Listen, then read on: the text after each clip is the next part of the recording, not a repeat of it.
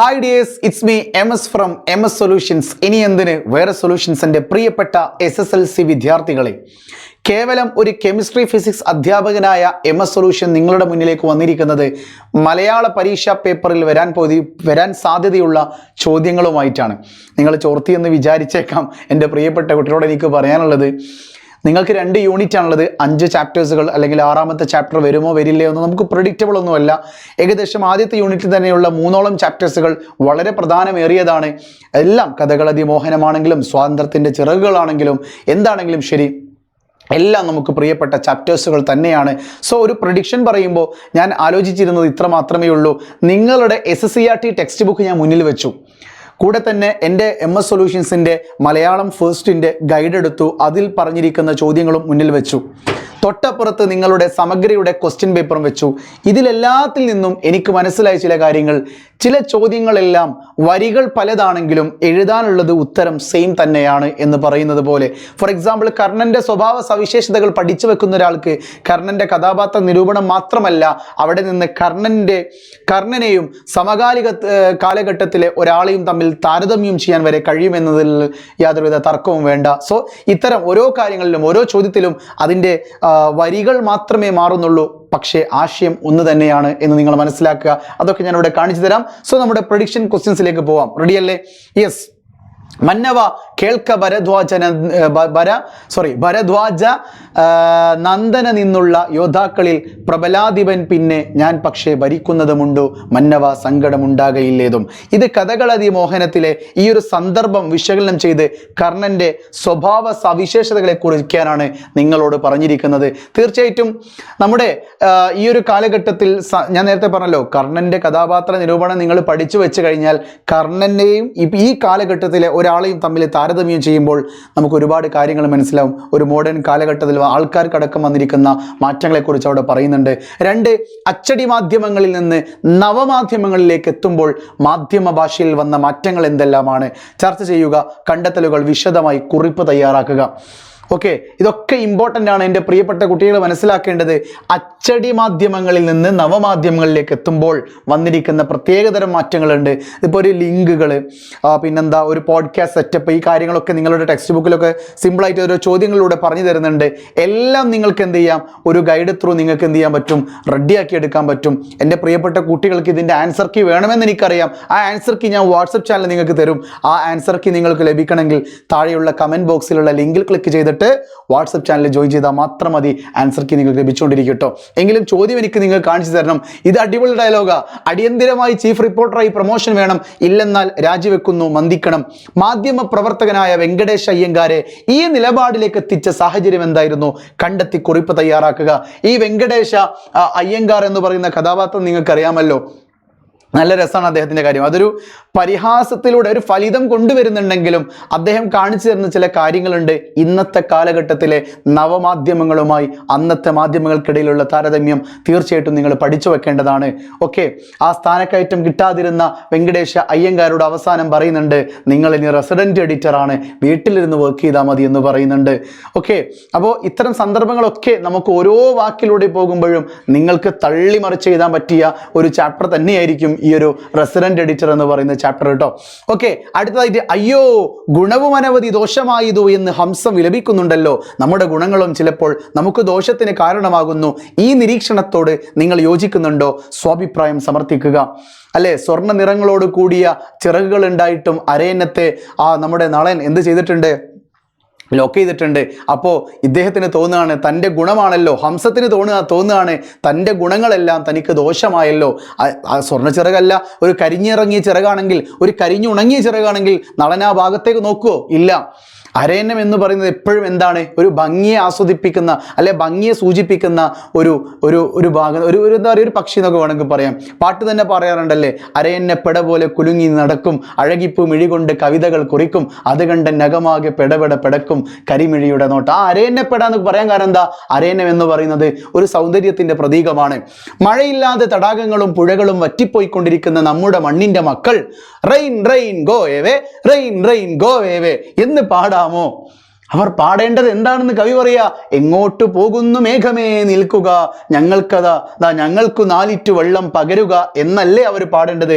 ലേഖകന്റെ ഈ ചോദ്യങ്ങൾ നിങ്ങളിൽ ഉയർത്തുന്ന ചിന്തകൾ എന്തെല്ലാം യുക്തിപൂർവ്വം സമർത്ഥിക്കുക. അതായത് ഒരു ചോദ്യ പേപ്പറിൽ ഓൾറെഡി നിങ്ങൾക്കറിയാം 50% ചോദ്യങ്ങൾ ആവറേജ് ആണെങ്കിലും 20% ചോദ്യങ്ങൾ എന്താണ് ഹാർഡായി വരുന്നു, 30% ചോദ്യങ്ങൾ ഈസി ആയി വരുന്നു, ഇങ്ങനെയല്ലേ. സോ ഒരു ആവറേജ് ലെവലിലേക്ക് ചിന്തിക്കുമ്പോൾ നിങ്ങളുടെ അഭിപ്രായം എന്തെന്നറിയുന്ന ഒരു ചോദ്യമായിരിക്കും ഇതുപോലത്തെ ഒരു ചോദ്യം. അതായത് ഇംഗ്ലീഷ് എന്ന് പറയുന്ന ഒരു എന്താ പറയുക, ഒരു ധാത്രിയായിരിക്കുന്ന വിരുന്നായിരിക്കുന്ന ഒരു അന്യഭാഷയെ നിങ്ങൾ എന്ത് ചെയ്യുകയാണ്, ഒരു മാതൃഭാഷയെ പോലെ സ്നേഹിക്കപ്പെടുമ്പോൾ സ്വന്തം മാതൃഭാഷ എന്തായി മാറുകയാണ്, ധാത്രിയായി വിരുന്നുകാരനായി മാറപ്പെടുന്ന ഒരു സാഹചര്യത്തിലൂടെ കടന്നു പോകുമ്പോൾ നിങ്ങളുടെ സമകാലിക പ്രസക്തിയെക്കുറിച്ച് എന്തായാലും യുക്തിപൂർവ്വം ചിന്തിച്ചുകൊണ്ട് സമർത്ഥിക്കാൻ എന്തായാലും ചോദിച്ചിരിക്കും. ഓക്കെ, അവിടെ നിങ്ങൾ ഉപയോഗിക്കേണ്ടത് ഈ ഭാഷ തന്നെയാണ്, വള്ളത്തോൾ പറഞ്ഞ വാക്യം തന്നെയാണ് നിങ്ങൾ അവിടെ കൊടുക്കേണ്ടത്. എന്തായിരുന്നു അത്? മറ്റുള്ള ഭാഷകൾ കേവലം ധാത്രിമാർ, മർത്യന്നു പെറ്റമ്മ തൻ ഭാഷതാൻ. ഞാൻ പഠിക്കുന്ന സമയത്ത് പണ്ടൊരു കവിത ഉണ്ടായിരുന്നു. ഒരു കുടം തണ്ണീരുമൊക്കത്തു വച്ചോര കരിമുകിൽ പെൺകൊടി എങ്ങ് പോയി. ആ കാലഘട്ടത്തിൽ നിന്നൊക്കെ മാറി അവസാനം ഇങ്ങനെ ഓരോ നമ്മുടെ മാതൃഭാഷ പോലും അന്യം നിന്ന് പോകുന്ന ഭാഷയായി മാറിക്കൊണ്ടിരിക്കുന്ന സാഹചര്യം.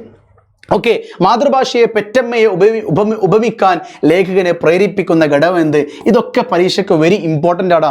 പ്രഡിക്ഷൻ ലൈവിൽ ഓരോ ചോദ്യത്തിന് എടുത്ത് പോയിട്ട് ഞാൻ ഇങ്ങനെ ഇമ്പോർട്ടൻ്റ് പറയേണ്ട ആവശ്യമില്ല. എല്ലാ ചോദ്യങ്ങളും ഇമ്പോർട്ടൻ്റ് തന്നെയാണ്. കാര്യം എല്ലാത്തിലും ഒരേ ആശയം തന്നെയാണ്. ഒരു ചാപ്റ്ററിൽ നിന്ന് എന്ത് ചോദിച്ചാലും ആ ആശയം കൊണ്ടുവരുന്നത് ഒരേ സ്ഥലത്തേക്കാണ്. അതുകൊണ്ട് നിങ്ങൾ ആ ചാപ്റ്ററിൻ്റെ എന്ത് ചോദിച്ചാലും എഴുതാൻ പറ്റിയ രീതിയിൽ പഠിച്ചു വെക്കണം. ഈ ലോകത്തിൽ അവനെ തിരിച്ചറിഞ്ഞ ഒരാളേ ഉള്ളൂ, അത് അവൻ്റെ അച്ഛനാണ്. അച്ഛനും മകനുമായുള്ള ആത്മബന്ധം ആവിഷ്കരിച്ച് സവിശേഷതകൾ കണ്ടെത്തി സിനിമയ്ക്ക് ആസ്വാദനം എഴുതുക അവസാനത്തെ യൂണിറ്റിലേക്ക്, 2ാമത്തെ യൂണിറ്റിലെ അവസാനത്തെ ചാപ്റ്ററിലേക്ക് വരുന്നതാണ്. സോ തീർച്ചയായിട്ടും നിങ്ങൾ എന്ത് ചെയ്യണം, ഈ ഒരു ആസ്വാദനം ചിലപ്പോൾ തയ്യാറാക്കാൻ പറയും. ആസ്വാദന കുറിപ്പ് മേ ബി ഒന്നുകിൽ ഇങ്ങനെ ഒരു ജനറലായിട്ട് ചോദിക്കാം, അല്ലെങ്കിൽ ഒരു കവിത തന്നുകൊണ്ടായിരിക്കും ആസ്വാദനക്കുറിപ്പ് പൊതുവെ ചോദിക്കാറുള്ളത് കേട്ടോ. ഇതൊരു സിനിമക്കുള്ള ഒരു ആസ്വാദനം എഴുതാനാണ് പറഞ്ഞിരിക്കുന്നത്. നിങ്ങൾക്ക് ജനറലായിട്ടുള്ള ഒരു കവിത തരും, ആ കവിതൻ്റെ ആസ്വാദനക്കുറിപ്പായിരിക്കും പരീക്ഷയ്ക്ക് ചോദിക്കട്ടോ, 6 മാർക്കിനോട് ഉണ്ടാവുക. Okay, yes. അപ്പോൾ അടുത്ത ചോദ്യം എന്ന് പറയുന്നത് നമ്മുടെ ഓൾറെഡി ലൈവിൽ ഡിസ്കസ് ചെയ്ത കുറച്ച് ചോദ്യങ്ങൾ ഞാനിവിടെ കൊടുത്തിട്ടുണ്ട് കേട്ടോ.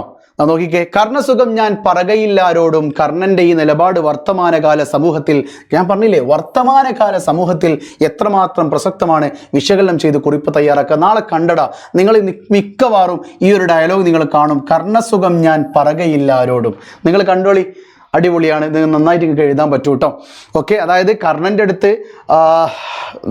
മറ്റേ ആൾ എന്ത് ചെയ്യുന്നുണ്ട്, വന്നതിനായിട്ട് പറയുന്നുണ്ട്, കർണ നീയാണ് സൈന്യാധിപൻ. ദുര്യോധനൻ ഓൾറെഡി പറയുന്നുണ്ട് കർണൻ എന്ത് ചെയ്താൽ മതി, സൈന്യാധിപനായാൽ മതി. പക്ഷെ കർണൻ പറയുന്നു എന്നേക്കാൾ അവിടെ നിൽക്കേണ്ടത് ആരാണ്, ദ്രോണാചാര്യരാണ്.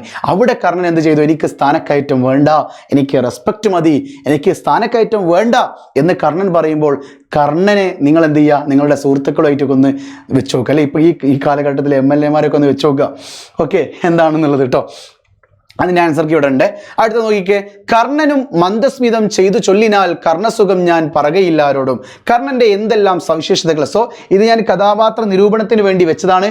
ഓൾറെഡി ഞാൻ പ്രൊഡിക്റ്റ് ചെയ്തത് 2 കഥാപാത്ര നിരൂപണമാണ്. ഒന്നുകിൽ കർണൻ വരും, അല്ലെങ്കിൽ നമ്മുടെ വെങ്കിടേഷ് അയ്യരെ കുറിച്ച് ചോദിക്കും.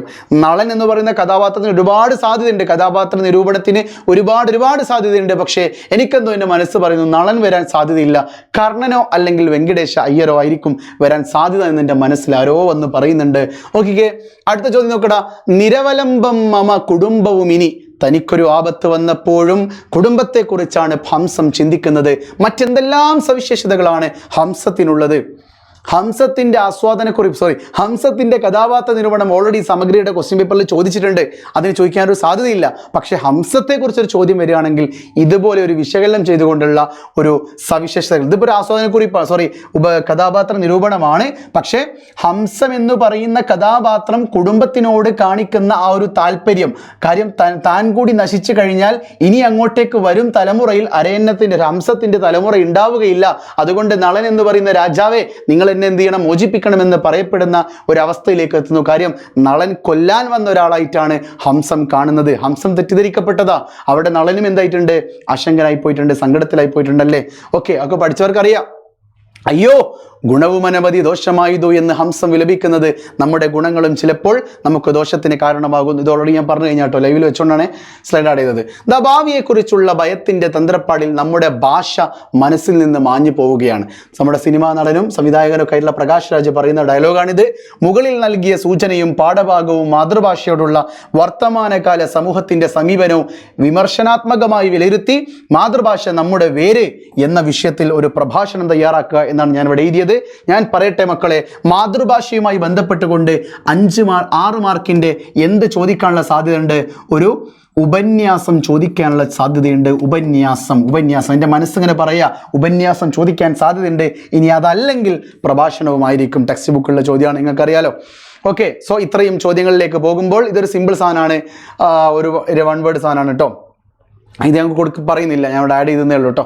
ഓക്കെ, അപ്പോൾ ബാക്കി ക്വസ്റ്റ്യൻസ് ഒക്കെ നമ്മൾ ഡിസ്കസ് ചെയ്ത് കഴിഞ്ഞു. അപ്പോൾ ഇത്രയും ചോദ്യങ്ങളെങ്കിലും നിങ്ങൾ പഠിച്ചു പോയാൽ നിങ്ങൾക്കൊരു 25+ മാർക്കിലേക്ക് സ്കോർ ചെയ്യാൻ പറ്റുമെന്നുള്ള തമ്മിലിൽ തന്നെയാണ് ഞാൻ ഇവിടെ യാഥാർത്ഥ്യമാക്കാൻ ശ്രമിക്കുന്നത്. ഒരിക്കൽ കൂടി ഞാൻ പറയുന്നു, MS സൊല്യൂഷൻസിലെ MS എന്ന് പറയുന്നത് ഫിസിക്സിൻ്റെയും കെമിസ്ട്രിയുടെയും ഫാക്കൽറ്റിയാണ്, മലയാളത്തിൻ്റെ ഫാക്കൽറ്റി അല്ല. പക്ഷേ ഈ സ്ലൈഡുകളെല്ലാം തയ്യാറാക്കി തന്നത് മലയാളം അധ്യാപകർ തന്നെയാണ്. പക്ഷേ ഈ ചോദ്യങ്ങളെല്ലാം സെലക്ട് ചെയ്യപ്പെടുമ്പോൾ അത് വരുമോ വരില്ലേ എന്ന് നമുക്ക് പ്രെഡിക്റ്റബിൾ അല്ല. ഇതൊക്കെ ഒരു പ്രവചനങ്ങൾ മാത്രമാണ്. നിങ്ങൾ പഠിച്ചു പോയിക്കോളി, നിങ്ങൾക്ക് ഉപകാരം ഉണ്ടാകും എന്ന് മാത്രമേ എനിക്ക് പറയാനുള്ളൂ. സോ കിറ്റ് ഇന്ത്യ, വീണ്ടും കാണാം. MS from MS solutions. ഇനി എന്തിന് വേറെ സൊല്യൂഷൻസ് വാട്സപ്പ് ചാനൽ ജോയിൻ ചെയ്താലേ ഫുൾ ആൻസർ കീ കിട്ടുള്ളൂ കേട്ടോ. ബൈ.